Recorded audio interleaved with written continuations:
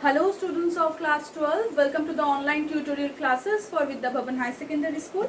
I am Megha ma'am and this video is for nutrition. The chapter what I will continue today is the digestive system. In the previous video I have discussed about the teeth and the tongue. Today I will start with the pharynx. It is also in the alimentary canal. The second part after the mouth it comes in GI tract. Now, today I will talk with pharynx. Okay. So, it is the after part of the mouth. Okay, it comes after the mouth. The buccal cavity leads to the pharynx. The pharynx is divided for descriptive purpose of three parts. What are the three parts in which the pharynx are being divided? The first is the nasopharynx. Okay. The second is the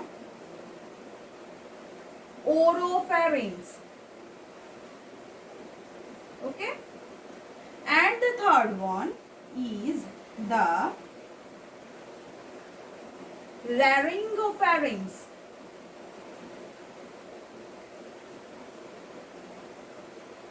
So these are the three parts like the nasopharynx, the oropharynx and the laryngopharynx. So what are they? The nasopharynx, it is needed for respiration, this nasal canal. Okay. Next, the oropharynx is mainly concerned with the passage of food, but it is also common to the respiratory system. So the nasopharynx is the back part of it. We all know our nasal passage, like our respiratory passage, respiratory tract and our food consuming tract, that is food tract, is staying beside, right? So the nasopharynx is the way by which the nasal air passing, and the oropharynx is the mainly concerned with the food to go to the stomach, and also is the esophagus, also in the esophagus. The next is laryngopharynx. It is common to both respiratory and the digestive tract. So these are the three parts of the pharynx. After that, the pharynx leads to the esophagus. What is it? Esophagus. So is the second part. The third part is esophagus.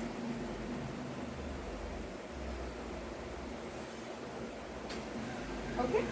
So what is esophagus? The esophagus is about 25 centimeter long and about 22 centimeter in diameter. 25 centimeter long and 2 cm in diameter. The radius is 2 centimeter. And then it lies in the median plane of the thorax in front of the vertebral column. The vertebral column in the medial plane, it is present. And it behind the trachea and the heart. It is continuous with the pharynx above just below the diaphragm, and it joins to the stomach. Before the diaphragm, it joins to the stomach. The upper and the lower end of the esophagus are closed by sphincters. The sphincters are the closing particles, like it is a type of muscle which used to help to open or close this part. Like these upper and the lower part of the esophagus are controlled by the sphincters. Okay. The upper cricophageal and the upper esophageal sphincter prevents air into this esophageal during respiration, and the aspiration of esophageal continues. Like there are two sphincters, as I told you.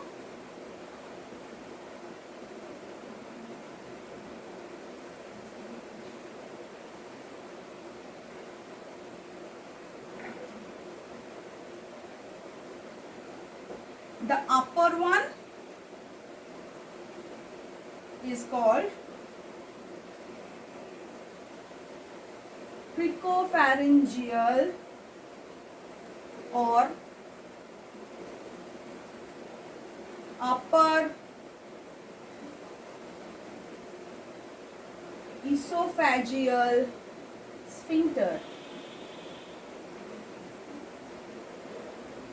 and it prevents air passing into the esophagus during inspiration and expiration for esophageal content. Okay, and the cardiac sphere, the second sphincter, is named as cardiac, or is a lower part or lower esophageal sphincter. Okay, that prevents the reflux of the gastric acid contents into the esophagus. So it is the function of it.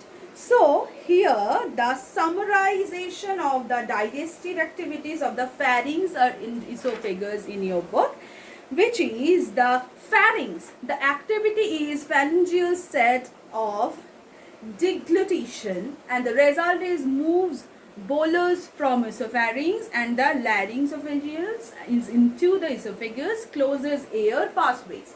Okay, and the second is the esophagus, and the activities are reflexation of the upper esophageal sphincter, the esophageal stage of the deglutition or peristalsis. Peristalsis means the contraction relaxation of the digestive tract. And the next activity is reflection of lower esophageal sphincters, and the final is secretion of the mucus. These are the 4 activities. And what are the results of it? Like it permits entry of the bolus from nasopharynx into esophagus, and the esophageal state and the peristalsis helps to push bolus into the esophagus. The bolus means the foods. Okay, the foods mixed with our salivary juice is called bolus. Next, it permits entry of bolus into the stomach, and finally the lubricates the esophagus for mouth passage of bolus. So it is the main idea. So next, the deglutition is the act of swallowing food, which is facilitated by the secretion of saliva and mucus. It involves in mouth. What is the term? The new term that you are going to know, that deglutition. Deglutition. Deglutition is the process of mixing the food with the mucus in the mouth and going to this GI tract. Okay, the mucus is involved in the mouth, pharynx and the esophagus. The swallowing occurs in 3 stages. What are the 3 stages at present? The first stage is the, okay, I am writing here, voluntary stage. The second is the pharyngeal stage. Okay, and the third is the esophageal stage.